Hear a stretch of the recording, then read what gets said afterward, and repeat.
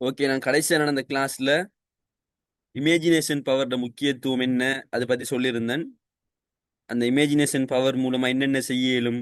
Einstein அந்த imagination power மூலமாக எந்த இடத்துக்கு போனார்னு உங்களுக்கு தெரியும். உங்களை எல்லாருக்கும் பெரும்பாலும் ஐன்ஸ்டீன் தெரிஞ்சிருக்கும். மெச்சின்னு வந்தாலே அவரோட பேரை விட்டுட்டு அதை படிக்க இயலாத அளவுக்கு ஒரு லெவலுக்கு போனாரு. எல்லாமே இந்த இமேஜினேஷன் பவரை அவர் பயன்படுத்தினார், நல்ல முறையில் யூஸ் பண்ணாரு. அந்த வகையில தான் அப்படின்னா என்ன, அதை வச்சு என்னென்ன செய்யலுங்கிற விஷயத்தை பத்தி இந்த ஒரு 20 நிமிஷத்துல டிஸ்கஸ் பண்ணுவோம். உங்களுக்கு தெரியும், ஒவ்வொரு ஆளுக்கும் ஒவ்வொரு மொழி தெரியும். எனக்கு ஒரு மொழி தெரியும், உங்களுக்கு ஒரு மொழி தெரியும். இதுல நான் என்னதான் உலகத்துல முதல் தர பேச்சாளராக இருந்தாலும், ஒருவேளை அப்படி இருந்தாலும், நான் அரபிக்ல பேசினா நீங்க இதுல எத்தனை பேர் ஃபுல்லா கேட்டுக்கொண்டிருப்பீங்க? பெரும்பாலும் என்ன செய்வீங்க? நிறைய பேருக்கு அரபிக் தெரியாது. எனக்கு அரபிக் தெரியும். நான் அரபிக்ல பேசி கொண்டிருந்தா உங்களுக்கு அந்த மொழி தெரியாது, உங்களுக்கு தூக்கம் வரும், தூங்கிடுவீங்க, அல்லது கட் ஆகிட்டு போயிடுவீங்க. சரியா? அது நீங்க மெமரைஸ் பண்ணவே இயலாது, கஷ்டம். ஏண்டா உங்களுக்கு அரபிக் தெரியாது. எனவே நான் என்ன செய்யணும்? உங்களோட மொழி தமிழ். எனவே நான் தமிழ்ல சொல்லி தரணும். தமிழ் விளங்கும் உங்களுக்கு, டக்குன்னு ஈஸியா மெமரைஸ் பண்ணிட்டு போயிடுவீங்க. இதுதான் நிறைய பேருக்கு இருக்கிற பிரச்சனை, ஞாபக மறதிக்கான காரணம். எங்களோட பிரெயின் மொழியை நாங்க இன்னும் தெரிஞ்சு கொள்ளல. எங்களோட பிரெயினுக்கு ஒரே ஒரு மொழி தான் தெரியும்.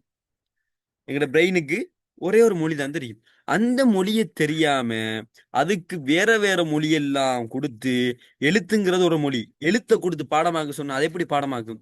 அதுல பிழையா? அதுக்கு எழுத்த பாடமாக்க தெரியாது. சரியா? இப்ப நான் சொல்றேனே இப்ப நான் சொல்றேனே உங்களோட ஒரு நண்பர் பேருண்டு, உங்களோட நண்பர் பேருண்டு உதாரணமா அதிகமா எல்லாருக்கும் மகாத்மா காந்தியை தெரிஞ்சிருக்கும். மகாத்மா காந்தியை சொன்ன உடனே உங்களுக்கு அவர பேர் உங்களோட கற்பனையில வருதா, அவர போட்டோ உங்களோட கற்பனையில வருதா? சொல்லுங்க. மகாத்மா காந்தியை அவரோட சொன்ன உடனே எது எது வந்துச்சு? போட்டோ தான் சார். போட்டோ. இப்ப விளங்குதா? பிரெயின் லாங்குவேஜ் என்ன? Photo, image, imagination. அதுக்கு பிரெயினுக்கு எழுத்தெல்லாம் தெரியாது, அதுக்கு தெரியும் போட்டோ, இமேஜ். அதுதான் பிரெயினுக்கு தெரியும். கடைசியா ஒன்றுக்கு மேலாட்டி மகாத்மா காந்திங்கிற பேரை ஒரு போட்டோவை காட்டும். உங்களுக்கு மகாத்மா காந்தியை தெரிஞ்சிருக்காட்டி மகாத்மா காந்தியோட பேரை போட்டோவை காட்டும். ஏண்டா பிரெயினுக்கு தெரிஞ்சது எல்லாமே இமேஜினேஷன் தான். சரியா? அந்த வகையில தான் இப்ப பாருங்க, நிறைய பேர் படம் பாக்குறாங்க, படம் எடுக்கிறாங்க. இஸ்லாமியர்களுக்கு சொல்லிக் கொள்றேன், எங்களுக்கு என்ன, திரைப்படம் பார்க்கறது ஹராம், விலக்கப்பட்டது, நாங்க பார்க்க கூடாது. ஏண்டா நிறைய நெகட்டிவான காரணங்கள், விளைவுகள் எல்லாம் அதனால ஏற்படுது. அது மட்டும் இல்லாம இஸ்லாமியர்களை தடுத்திருக்குது. அந்த வகையில மத்தவங்க இருக்கிறீங்க, மத்த மதத்துக்குரியவங்க, திரைப்படத்துல ஸ்கிரிப்ட்னு ஒரு விஷயம் இருக்குது, அது தெரியுமா? நீங்க திரைப்படம் பாக்குறீங்க, ஸ்கிரிப்ட்னு ஒரு விஷயம் இருக்குது, தெரியுமா?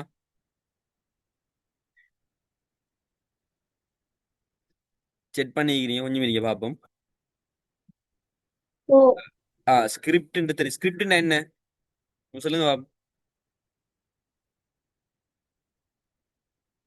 ஸ்கிரிப்ட்னா என்ன?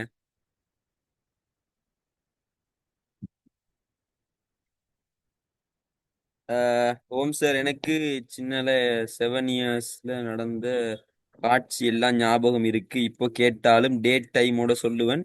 ட்ரெஸ் கலர் கூட, பட் இந்த புக்ல படிக்கிறது என்று கேட்ட ஞாபகம் இல்லை.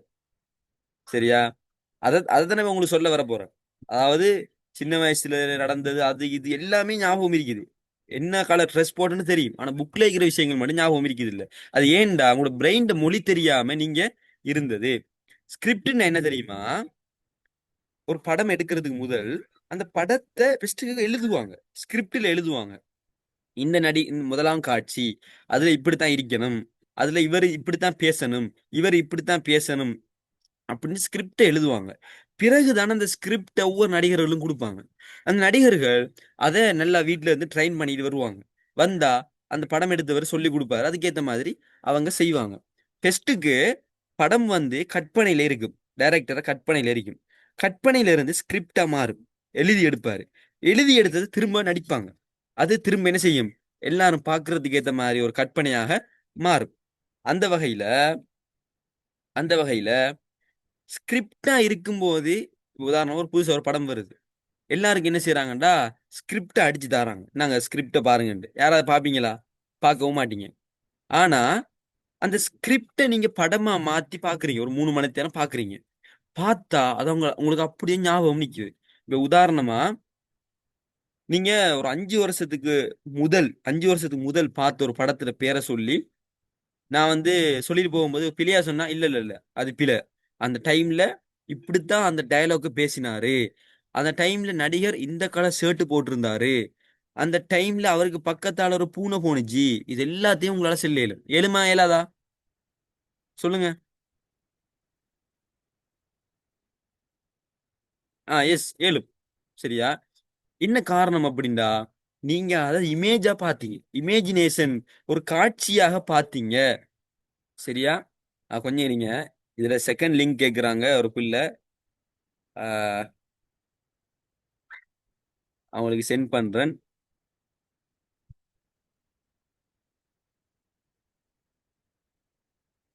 அதாவது சிலாக்களே செகண்ட் லிங்க் போகப்படல. நான் நினைக்கிறேன் அவங்க எந்த குரூப்னு தெரியாது. நான் நிறைய குரூப் ஷேர் பண்ணேன். கொஞ்சம் மீறிங்க அந்த பிள்ளை கேட்போம் எந்த குரூப்னு கேட்டுட்டு அதையும் ஷேர் பண்ணி விடுவோம். ஓகே. சரியா? அந்த வகையில அந்த வகையில என்ன செய்யுது, உங்களுக்கு பாடம் இருக்குது, அந்த படம் அப்படியே ஞாபகம் இருக்குது. காரணம் என்னன்னா, அது இமேஜா பாத்தீங்க, முழு ஃபோக்கஸோட பாத்தீங்க, இன்ட்ரெஸ்டா பாத்தீங்க. எனவே அது ஃபுல்லாவே உங்களோட மைண்ட்ல நிக்குது. எனவே எந்த ஒரு விஷயத்தை நீங்க படிக்கிறேன்னு சொன்னா 3 விஷயம் தேவை. முதலாவது இன்ட்ரெஸ்ட், ரெண்டாவது ஃபோக்கஸ், மூணாவது இமேஜினேஷன். இப்படி மூணும் இருந்துட்டுன்னு சொன்னா அது உங்களோட மைண்ட்ல அப்படியோ நிக்கும். அதை கண்டுபிடிச்சாங்க இந்த உளவியலாளர்கள், சைக்காலஜிஸ்ட். என்ன செஞ்சாங்க, இதை கண்டுபிடிச்சு அதுக்கேத்த மாதிரி ஒரு மெமரி டெக்னிக்கை டெவலப் பண்ணினாங்க. அதுதான் நாங்க சொல்லித்தர போற மெமரி டெக்னிக். அந்த வகையில தான் நாங்க இனிவரும் காலங்கள்ல அந்த மெமரி டெக்னிக்ல பேர் என்ன, அது எப்படிப்பட்டது, அதை யார டெவலப் பண்ணாங்க, அதை வச்சு என்னென்ன செய்யலும், அது எல்லாத்தையும் பார்க்க போறோம். அதுல ஒரே கிளாஸ்ல அதை நாங்களும் சொல்லி தரையிலாது, சொல்லி தந்தாலும் அது அவங்களுக்கு யூஸ் ஆக மாட்டுச்சு. ஃபர்ஸ்ட்டுக்கு நான் சொல்லி தரணும், அதுக்கு பிறகு நிறைய ஒர்க் தருவேன். அது கட்டம் கட்டமாக தான் போகணும். எடுத்த உடனே நீங்க நோட்ஸ் எல்லாம் பாடமாக்க இயலாது. ஃபர்ஸ்ட்டுக்கு ஒரு சாதாரண 20 பொருட்களை பாடமாக்கலும், பிறகு கருத்துள்ள பொருட்களை பாடமாக்கலும், பிறகு சின்ன சின்ன சொற்களை பாடமாக்கலும், பிறகு சின்ன பந்திய பாடமாக்கலும். அப்படியே போனா தான் இப்ப நாங்க இருக்கிற ஸ்டேஜுக்கு வரையிலும். நாங்க ஒரு ஸ்பீச்சை கேட்டா கேட்கும் போதே பாடமாயிரும். ஒரு மணித்தியால ஸ்பீச் ஃபுல்லா முடிஞ்சா ஒரு மணித்தியால ஸ்பீச் என்னால சொல்லிடும். அல்லாட உதவியோட, இறைவன் உதவியோட என்னால சொல்லிடும். ஏன்டா இந்த டெக்னிக்கை இறைவனை காட்டி தந்தான் அதன் மூலமாக. ஆனா நான் இன்னும் டெவலப் ஆகல, இன்னும் என்னால் டெவலப் ஆகி போகலும். போனா ஒரு புத்தகத்தை வாசிச்சு முடிஞ்சா அந்த புத்தகத்தை ஃபுல்லா சொல்லிடும். அது ஒவ்வொரு கட்டம் இருக்குது. என்கிட்ட கோர்ஸ்ல கொஞ்சம் பிள்ளைகள் வந்தாங்க. அதுல ஒரு குறிப்பிட்ட சில பிள்ளைகள் கடும் இன்ட்ரெஸ்டா இருந்தாங்க. அவங்களே கேள்வி கேட்டு கேள்வி கேட்டு ஒரு 2 நாள் கிளாஸுக்கு வந்தாங்க. டெக்னிக் அவங்களே பிடிச்சி அவங்களே நோட்ஸ் எல்லாம் பாடமாக்கி அவங்க வேற ஒரு லெவலுக்கு போயிட்டாங்க. அது சில பிள்ளைகள் அப்படியும் இருப்பாங்க. இன்னும் சில பிள்ளைகளுக்கு நாங்க ட்ரெயின் பண்ணி பண்ணி பண்ணி அவங்க அதை பிடிச்சு கொள்றாங்க. அது அவங்களோட பிழை இல்ல, அது ஒவ்வொரு ஆளோட கெப்பாசிட்டி. சரியா? அந்த வகையில தான் இந்த மெமரி டெக்னிக்கை பத்தி ஒரு சுருக்கமாக சொல்லியிருக்கிறேன். நாங்க இனி வரும் அடுத்த வகுப்புகள்ல இதை நாங்க செய்வோம். நெக்ஸ்ட் கிளாஸ் எப்பன்னு கேட்டுக்கிறீங்க. ஓகே, நான் அந்த கிளாஸை பத்தின டீட்டெயில்ஸை சொல்றேன். உண்மையிலேயே இந்த கிளாஸை பொறுத்த வரைக்கும் 3000 ரூபா வாங்கிட்டு இலங்கை ஃபுல்லா செய்யறாங்க. வேர்ல்டு ஃபுல்லா நடக்குது. வேர்ல்டு ஃபுல்லா ஒரு பெரிய ஒரு இதா நடக்குது. ஆம், நிறைய செலவு அந்த மணியெல்லாம் வாங்கிட்டு செய்யறாங்க. நாங்களும் இல்மன் இன்சைட் அப்படின்ற ஒரு அகாடமியால இதை செய்ய போறோம். நான் மட்டும் இல்லை, இன்னும் கொஞ்சம் பேர் சேர்ந்து தான் செய்யறோம். எடுத்த உடனே 3000 4000 வாங்கிட்டு செய்யலும் அப்படிதான் நாங்க செய்வோம் இன்ஷா அல்லாஹ். ஆனா இப்பதானே ஆரம்பம். எனவே நாங்க 2 3 டெஸ்ட் பண்ணி பார்த்துட்டோம். நாங்க டெஸ்ட் பண்ணி நான் அதுல பயனடைகிறேன். என் பிள்ளைகளை பெஸ்ட் என் தங்கச்சியை வச்சு நான் டெஸ்ட் பண்ணேன். அவங்க பயோ படிக்கிறாங்க, அதுல கெமிஸ்ட்ரியில நிறைய விஷயங்களை பாடமாக்கிட்டாங்க. அதெல்லாம் பார்த்து தான் இன்னும் சில பிள்ளைகளும் சக்சஸ் ஆனிச்சு. அந்த வகையில தான் இந்த கிளாஸை நாங்க ஆரம்பிச்சு கொண்டு போகலாம்னு நினைச்சோம். ஃபெஸ்ட்டுக்கே நாங்க பெரிய ஒரு தொகையை பிள்ளைகள்ட்ட கேட்கல, ஒரு 700 ரூபா தான் கேட்கிறோம். அதாவது ஒரு ஸ்காலர்ஷிப் இல்ல, ஒரு கட்டுறது மாதிரி. அது டுடே சொல்லித்தர மாட்டீங்களான்னு கேட்குறீங்க. அது டுடே சொல்லி தர இயலாது. ஏண்டா அந்த மெமரி டெக்னிக்ங்கிறது சொன்ன உடனே அப்படி கிளிக் ஆக மாட்டிச்சு. அது பயிற்சி தேவை. அதை பயிற்சி நாங்களும் ட்ரைனிங் பண்ணணும். நான் தனித்தனி ஆளா ட்ரெயின் பண்ணுவோம். அந்த வகையில 700 ரூபாய் எடுக்கிறோம் ஒரு டெக்னிக். ஆனா 4 டெக்னிக் சொல்லி தருவோம், அதுக்கு 1000 ரூபா. சரியா? எப்படின்னு சொன்னா, இல்ல இல்ல எனக்கு ஒரு டெக்னிக் போதும், அதை மட்டும் சொல்லித்தாங்கன்னு வந்தீங்கன்னா உங்களுக்கு 700 ரூபா தான். உங்களுக்கு நான் அதை சொல்லி தருவேன். அல்லது ஒரு டெக்னிக்கோட சேர்த்து இன்னும் 3 டெக்னிக் வேணும்னு சொன்னா, இன்னும் 3 டெக்னிக் வேணும், மொத்தம் 4 டெக்னிக் எனக்கு வேணும்னு சொன்னா அதுக்கு 1000 ரூபாய். நீங்க 1000 ரூபாய் கட்டி என்கிட்ட வந்தீங்கன்னு சொன்னா 4 டெக்னிக் சொல்லி தருவோம். அந்த 4 டெக்னிக்கை வச்சு நிறைய விஷயங்களை பாடமாக்கி. எனவே விருப்பமானவங்க தனிப்பட்ட ரீதியில கான்டாக்ட் பண்ணுங்க. நான் உங்களுக்கு அக்கௌண்ட் நம்பர் அனுப்புறேன். நீங்க சல்லி போட்டு ரெசிப்ட் அனுப்பினீங்கன்னா உங்களுக்கு இந்த கோர்ஸ் வந்து ஆரம்பிக்கும். தனிப்பட்ட ரீதியில சில விஷயங்கள் சொல்லுவேன். அதுக்கு பிறகு ஆன்லைன்ல ஜூம்ல உங்களை நான் ப்ராக்டிஸ் பண்ணி கொண்டு போவேன். சிலவங்க கேட்குறீங்க 2 மாசம் தான் இருக்குது 3 மாசம் தான் இருக்குதுன்னு சொல்லி ஏழும். சரியா? அதாவது ஆஹ் அதாவது இதுக்கு வந்து உங்களை பொறுத்து இருக்குது. உங்களுக்கு நல்ல இன்ட்ரெஸ்ட் இருக்குதுண்டா 2 நாள்ல நீங்க பிடிச்சிருவீங்க அந்த பில்லை பிடிச்ச மாதிரி. அதுக்கு பிறகு இந்த ஏ லெவல் எக்ஸாமுக்கு முதலே என்ன செய்யலும், எல்லாத்தையுமே நீங்க பாடமாக்கிட்டு போகலும். ஆனா உங்களுக்கு கொஞ்சம் ஆஹ், அந்த இன்ட்ரெஸ்ட் ஒன்று இல்லை அப்படி இப்படின்னு சொன்னா ஒரு கொஞ்ச நாள் போகும். ஒரு 10 நாள் 15 நாள் மேக்சிமம் 15 நாள் கிட்ட போகும். மினிமம் 2 நாள் பிடிக்கும். உங்களுக்கு நல்ல ஆர்வம் இருந்தா இன்ட்ரெஸ்ட் இருந்தா 2 நாள்ல பிடிச்சிருவீங்க. அதுக்கு நீங்க என்ன தொல்லப்படுத்தணும். நான் கிளாஸ் முடிச்ச உடனே என்ன விடாம அடுத்தது என்ன அடுத்தது என்ன அடுத்தது கேட்டு தொல்லப்படுத்தினீங்கன்னா நான் சொல்லி தருவேன். நீங்க டக்குன்னு பிடிச்சிடுவீங்க. அப்படித்தான் ஒரு பிள்ளை வந்துச்சு. இப்ப இருக்காங்களான்னு எனக்கு தெரியாது. இதுல எங்கட கோர்ஸுக்கு வந்த யாராவது இருந்தா கொஞ்சம் ஹேண்ட் ரைஸ் பண்ணுங்க. தனிப்பட்ட ரீதியிலேயா நடக்கும்னு கேட்குறீங்க. தனிப்பட்ட ரீதியிலையும் நான் நடத்துவேன். சரியா? தனிப்பட்ட ரீதியிலையும் உங்களை கைட் பண்ணுவேன். ஃபுல்லாகவும் கைட் பண்ணுவேன். அதாவது இப்போ எனக்கு கிளாஸுக்கு வந்த பிள்ளைகளை நானே விடுறல. அவங்களுக்கு மெசேஜ் போட்டு எப்படி டெக்னிக் போகுது என்ன செய்றீங்கன்னு விசாரிச்சு அதை அவங்களுக்கு விளங்கப்படுத்தும் வரைக்கும் நான் விடுறல. அந்த வகையில இதுல என்கிட்ட யார்கிட்ட இந்த கிளாஸ்ல 20 பேர் இருக்கிறீங்க. உங்களை யாராவது என் டேக்கன கிளாஸுக்கு வந்தவங்க இருக்கிறீங்களா? மெமரி டெக்னிக் கிளாஸுக்கு வந்தவங்க இதை கொஞ்சம் ஹேண்ட் ரைஸ் பண்ணுங்க.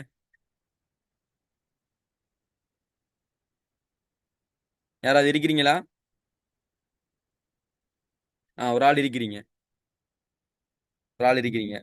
அந்த 20 நீங்க இப்ப ஃபர்ஸ்ட் ஸ்டெப்பா முடிச்சிருக்கிறீங்க என்னோட கிளாஸ்ல. ஃபர்ஸ்ட் டாஸ்கா முடிச்சிருக்கிறீங்க. கொஞ்சம் சொல்லுங்க. சார். அந்த 20 பொருட்களை பாடமாக்கீங்களா?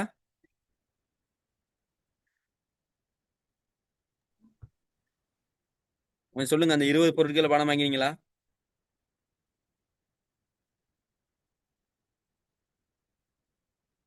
ஓகே, பிரச்சனை இல்ல. பாடமாக்கிறீங்க. இப்ப சொல்லலுமா? சைக்கிள் பண்ணீங்களா?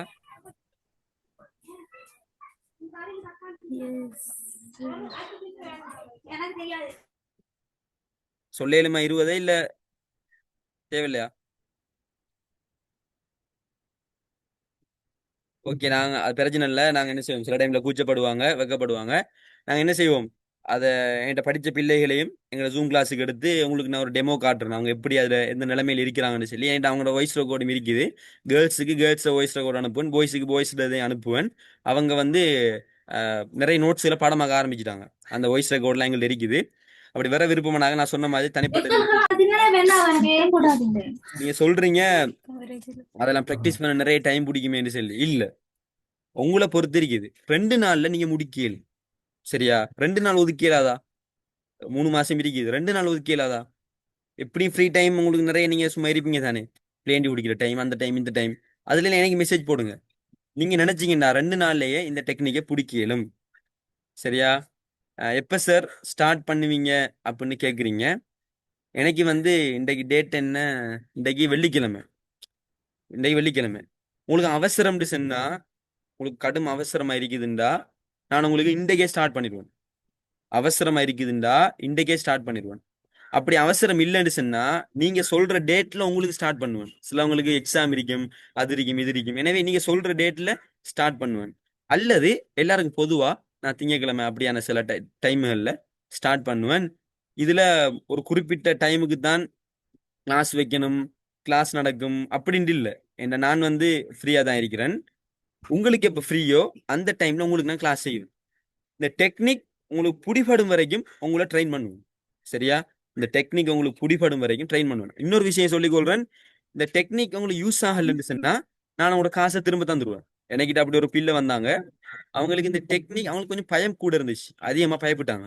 ஆஹ் அவங்களுக்கு கூட மற்ற பிள்ளைகள் எல்லாம் பிடிச்சிட்டாங்க. நான் அவங்களுக்கு மட்டும் அந்த இமேஜினேஷன் பவர் இல்லைன்னு நினைக்கிறேன். கொஞ்சம் அவங்க ஃபெஸ்ட்டுக்கு எனக்கு இயலாது இயலாது அப்படியோ சொன்னாங்க ஃபெஸ்ட்டுக்கு. மற்ற எல்லா பிள்ளைகளும் பிடிச்சிட்டாங்க. உடனே நான் அவங்களோட காசை திருப்பி கொடுத்துட்டேன். சரியா? ஏன்டா இமேஜினேஷன் பவர் இருக்கிறவங்களுக்கு தான் இது வேலை செய்யும், மற்றவங்களுக்கு வேலை செய்யாது.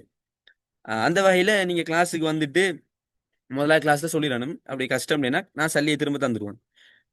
ஏன்னா அந்த அளவுக்கு கான்ஃபிடென்ட் எங்கள்கிட்ட இருக்குது. இமேஜினேஷன் பவர் இருக்கிறவங்களுக்கு இது வேலை செய்யும். ஏன்னா என்கிட்ட வார பிள்ளைகளுக்கெல்லாம் வேலை செய்யுது. கிளாஸ் வந்து மொத்தம் 4 டெக்னிக் இருக்குது. அந்த 1000 ரூபா கட்டி வந்தீங்கன்னா எல்லாத்தையும் சொல்லி தருவேன். 700 ரூபா கட்டி வந்தீங்கன்னா ஒன்றை சொல்லி தருவேன். கிளாஸ் டைம் உங்களுக்கு எந்த டைம் ஃப்ரீயோ அந்த டைம்ல நான் உங்களுக்கு கிளாஸ் செய்வேன். உங்களுக்கு ஜூம்ல விருப்பம்னா ஜூம்ல செய்வேன். அல்லது இந்த பழைய ரெக்கார்ட் இருக்குது, உங்களுக்கு ஃப்ரீயான டைம் நீங்க அதை பார்த்து ஒவ்வொரு டாஸ்கா தருவேன். முதலாவது டாஸ்க் முடிஞ்சா 2வது டாஸ்க், அது முடிஞ்சா 3வது டாஸ்க், அப்படி மொத்தம் 5 டாஸ்க் கிட்ட இருக்குது. ஒவ்வொன்றும் கஷ்டமா இருக்கும். முதலாவது முடிய அடுத்து 2வது அதோட கஷ்டமா இருக்கும், 3வது அதோட கஷ்டமா இருக்கும். அப்படியே போய் போய் உங்களோட நோட்ஸ் வரையும் கூட்டி கொண்டு விடுவேன். அதுக்கு பிறகு எனக்கிட்ட வந்து கெமிஸ்ட்ரி படிக்கிற ஒரு பொடியவன் தான். சரியா? என்கிட்ட கெமிஸ்ட்ரி படிக்கிற ஒரு பொடியன் வந்தான். அவன் வந்து பயோ பாடத்துல பயோல மெட்ஸ் எடுக்கிறான். மெட்ஸ்ல கெமிஸ்ட்ரியோ பிசிக்ஸோ என்னன்னு எனக்கு தெரியாது. அப்ப அவனுக்கு நான் எல்லாத்தையும் கைட் பண்ணினேன். கடைசியாக அவர் நோட்ஸ் எனக்கு அனுப்புவாரு. நான் அந்த நோட்ஸை வாசிச்சு அதை நான் பாடமாக்குவேன். பாடமாக்கிட்டு அவர்கிட்ட நான் சொல்லுவேன், இதை நான் இப்படிதான் பாடமாக்கினு சொல்லுவேன். சொன்னா அவருக்கு அந்த மெத்தட் பிடிபட்டுரும். அதுக்கு பிறகு அவர் அதை வச்சு பாடமாக்குவார். இப்படி நாங்க செஞ்சு கொண்டு போறோம். சரியா? அந்த வகையில மற்ற டெக்னிக்ஸ் என்னன்னு கேக்குறீங்க, அது நீங்க கிளாஸுக்கு வந்தீங்கன்னா நான் உங்களுக்கு சொல்லி தருவேன். சரியா? உம் ஓ, இது இந்த டெக்னிக்ல ஒரு நல்ல லெவலுக்கு வந்தா இப்ப என்ன சொல்றேனே, நான் எப்படின்னா கிட்டத்துல எக்கடமிக் லிட்ரஸின்னு எங்க யூனிவர்சிட்டியில ஒரு பாடம் இருக்குது. அந்த பாடத்துக்கு நான் படிக்கவே இல்லை. கடைசியா இப்ப 2 மணிக்கு எக்ஸாம். 2 மணிக்கு எக்ஸாம் இருக்குது, 2 மணில 1 மணி. அந்த நாள் 10 மணிக்கு தான் நோட்ஸ் எடுத்தேன். அப்படியே ChatGPT எல்லாத்தையும் கொடுத்தேன். கொடுத்து இதை நீங்க 26 பாயிண்ட்ஸா மாத்துன்னு சொன்னேன். அது எல்லாத்தையும் விளங்கெடுத்து 26 பாயிண்ட்ஸா நீ மாத்தி தந்துச்சு. அப்ப அதை நான் லேப்டாப்ல வச்சுட்டு முதலாவது பாயிண்ட்ஸை வாசிச்சு டக்குனு என்ன மெமரி டெக்னிக்ல போட்டேன். இப்ப நாங்க அந்த 20 பொருளையும் ஒருக்க பார்த்தனே, 14 பொருளையும் இதை மாதிரி பார்த்து போட்டேன். இப்படி 20 பொருளையும் நான் ஒரு கதை வாசிச்சேன். அதோட லேப்டாப்பை மூடி வச்சேன். எக்ஸாமுக்கு போனேன். எக்ஸாம் அப்படி எழுதிட்டு வந்தேன் இறைவன் உதவியோட. அப்ப அந்த டெக்னிக் வந்து நல்ல ஒரு லெவலுக்கு வந்துட்டீங்கடா, ஒரு தரம் புத்தகத்தை வாசிச்சாலே அப்படி பாடமாயிரும். அது ஒரு 8 சைக்கிள் செய்யணும். அது என்னன்னு நான் உங்களுக்கு சொல்லி தருவேன். 8 சைக்கிள் இல்லாம ஒன்றும் செய்யலாது. கட்டாயம் அது தேவை. அதை எங்க கிளாஸ்ல சொல்லி தருவேன். அக்கௌண்ட் நம்பர்லாம் கேட்குறீங்க, நான் குரூப்ல போட்டு விடுறேன். ஏதாவது டவுட் இருந்தா என்கிட்ட தனிப்பட்ட ரீதியில கேளுங்க, பிரச்சனை இல்லை. எத்தனை மந்த்ஸ் நடக்கும்னு கேட்குறீங்க, அது உங்களை பொறுத்து. உங்களுக்கு பிடிபடும் வரைக்கும் நான் ட்ரைன் பண்ணுவேன். அது ஒரு வருஷமானாலும் சரி, அது எனக்கு எந்த பிரச்சனையும் இல்லை. ஆனா உங்களுக்கு டக்குன்னு பிடிபடுதுன்னா 2 நாள் போதும். நான் சில பிள்ளைக்கு 2 நாள் தான் ட்ரைன் பண்ணேன். அவங்க என்ன தொல்லைப்படுத்தி கேட்டுக்கொண்டே இருந்தாங்க, நிறைய கேள்வி கேட்டாங்க. எல்லாத்துக்குமே சொன்னேன். அவங்க கொஞ்சம் அவசரப்பட்டாங்க. ஆனா அந்த அவசரம் அவங்களோட புத்திசாலித்தனமானது. ஏன்டா அவங்களுக்கு கொஞ்ச நாள் எக்ஸாம் இருந்துச்சு, டக்குன்னு பிடிச்சிட்டாங்க 2 நாள்ல. அது உங்களை பொறுத்தது. சரியா? ஆஹ் ஒரு ஆள் வந்து சல்லி போட்டுட்டாங்க. சரி சரி. ஒரு பிள்ளை வந்து ஜூம் கிளாஸ் நடந்து கொண்டிருக்கும் போதே சல்லி போட்டு ரெசிப்ட் அனுப்பிட்டாங்க. பிரச்சனை இல்லை, இப்படித்தான். இந்த டெக்னிக் வந்து நான் ஒரு சொல்லித்தாரது எனக்கு நான் தெரிஞ்சு இவ்வளவு காலம் யூஸ் பண்ணிட்டு இருந்தேன். நான் யாருக்கும் சொல்லி கொடுக்கல, எங்க தங்கச்சிக்கு அப்படிதான் சொல்லி கொடுத்தேன். சில பிள்ளைகளுக்கு சொல்லி கொடுத்தேன், அவங்களுக்கு விளங்கல. அடுத்தது இதை ஃப்ரீயா நாங்க அப்படியே சொல்லி கொடுத்தாலும் அதுக்கு ஒரு பிரயோசனம் இல்லாம போயிடும். அடுத்தது நாங்களும் யூனிவர்சிட்டியில படிக்கிற எங்களுக்கும் சின்ன செலவுகள், எங்களுக்கு வீட்டுல எல்லாரும் என்ன வாப்பவும் மாட்டே கேட்டுக்கொண்டு இருக்கலாது, எங்களுக்கும் சில காசுகள் தேவை. அப்ப அதெல்லாம் வச்சு தான் நான் ஒரு ஐடியா பண்ணேன். எனக்கு தெரிஞ்ச இந்த டெக்னிக்கை பிள்ளைகளுக்கும் சொல்லி கொடுப்பேன் டெல்லி. ஃபெஸ்ட்டுக்கு நான் எண்ட்ல இருந்து ஆரம்பிச்சேன். நானே இந்த டெக்னிக் யூஸ் பண்ணி நிறைய பாடமாகி டெவலப் ஆகினேன். என்னோட தங்கச்சிக்கு சொல்லி கொடுத்தேன். அவங்க நிறைய பாடமாக ஆரம்பிச்சாங்க. அதுக்கு பிறகு சின்னதா கிளாஸ் வச்சு சொல்லி கொடுத்தேன். அப்ப அப்படியே அப்படிதான் டெவலப் ஆகி தான் இப்ப எங்களுக்கு ஒரு பெரிய இது வந்திருக்குது. அதை வச்சுதான் நாங்க சொல்லி கொடுக்க போறோம். எனவே நாங்க இப்ப கிளாஸை முடிக்கிற டைம் வந்துட்டு, உங்களுக்கு பீப்புள்ஸ் அக்கௌண்ட் இருக்குதா? பீப்புள்ஸ் அக்கௌண்ட் இருக்குது. நீங்க வந்து பீப்புள்ஸ் அக்கௌண்ட்ல போட இயலும். இந்த ஃபோன் ட்ரான்ஸ்ஃபர் பண்றது லேஸ், ஆன்லைன் ட்ரான்ஸ்ஃபர். உங்களோட நானா தம்பி இந்த மாமா அவங்கள்ட்ட எல்லாம் இருக்கும் ஃபோன்ல. அவங்கள்ட்ட சல்லியை கொடுத்தீங்கன்னா அவங்க ஃபோன்ல இருந்து என் அக்கௌண்ட் போட்டு விடுவாங்க. அல்லது பக்கத்துல இருக்கிற கடைக்கு போய் ஈஸி கேஸ்ன்னு ஒன்று இருக்குது, அதுக்கு போனீங்கன்னா அந்த கடைக்காரர் நம்பரை வாங்கினீங்கன்னா எனக்கு தந்தீங்கன்னா அதுல இருந்து நான் காசு எடுப்பேன், நீங்க அவருக்கு கொடுத்தா சரி. அப்படி நீங்க செய்யலும். ஆனா இனி வரும் காலங்கள்ல ஒரு 1500 2000 ரூபாய் தான் சொல்லி கொடுப்போம். ஆனா இது உங்களுக்கு மிச்சம் பெனிஃபிட் ஆയിരിக்கும்னு நினைக்கிறேன். ஓகே, கிளாஸை முடிச்சு கொள்வோம். டவுட் இருந்தா தனிப்பட்ட இதுல சார் கேளுங்க. சார் ஓ சொல்லுங்க. இப்ப இந்த ஒன்னாவது டெக்னிக்க பாவிச்சுட்டு சொன்னா இப்ப எக்ஸாம் கொஞ்ச நாள் தானே இருக்குது, அது யூஸ்ஃபுல்லா இருக்குமா இருக்கும். எக்ஸாம்க்கு? அதாவது எப்படின்னு சொன்னா நல்லா வினைக்கொள்ளுங்க. உங்களுக்கு எக்ஸாமுக்கு இன்னும் 3 மாசம் இருக்குது. 3 மாசத்துக்கு முதல் இந்த டெக்னிக்கை இது எப்படி பயன்படுத்தலாம்னு சொன்னா, நீங்க நான் சொல்ற டெக்னிக்கை நல்லா கவனிப்பீங்க. 2 நாள்ல நீங்க இன்ட்ரெஸ்டா இருந்தா உங்களுக்கு பிடிபட்டுரும், ஒரு 3 நாள்ல பிடிபட்டுரும். அதுக்கு பிறகு உங்களோட நோட்ஸுக்கு போவீங்க. அதுல நான் சொல்லி தருவேன். டெக்னிக்னா டெக்னிக்கை மட்டும் சொல்லி தரல, அதுல நிறைய ஸ்டெப் இருக்குது. உங்களோட அந்த 15 யூனிட் உதாரணமா நீங்க என்ன பாடம் எடுக்கிறீங்க ஏ லெவல்ல?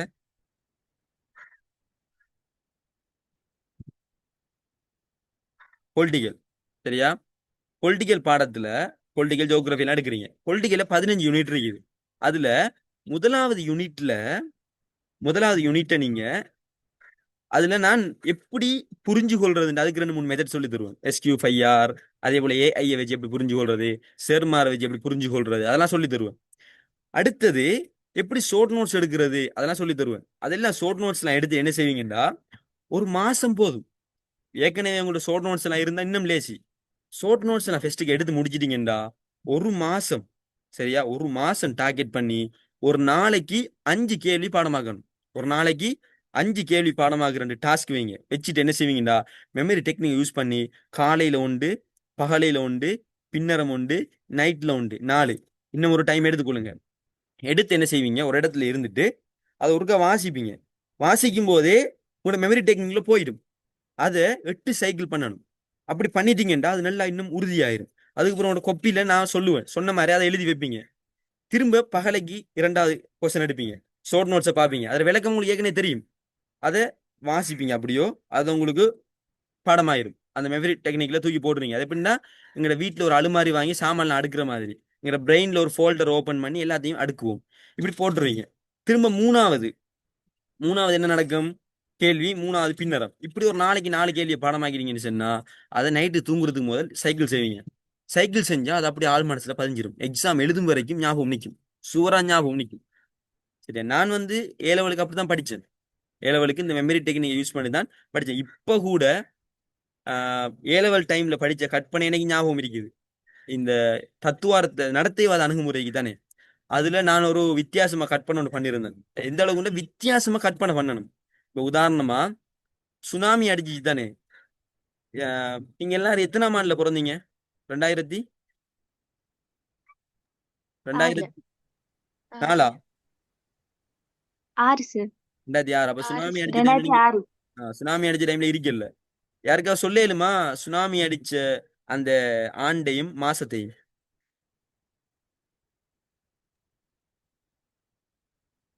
2004 2004 12ஆம் மாசம் 12ஆம் மாசம். ஓகே. 4 அப்படின்னு. 26 இவ்வளவு தெரிஞ்சாலே ஓகே. இது ஏன் தெரியும் அப்படின்னா இது ஒரு வித்தியாசமான நிகழ்வு. எனவே நீங்க அந்த டைம்ல பிறக்கல, ஆனா உங்களுக்கு தெரியும். இதே போலதான் எங்க டெக்னிக்ல நாங்க எதையும் வித்தியாசமா கற்பனை பண்ணுவோம். அதை நான் உங்களுக்கு சொல்லி தருவேன்.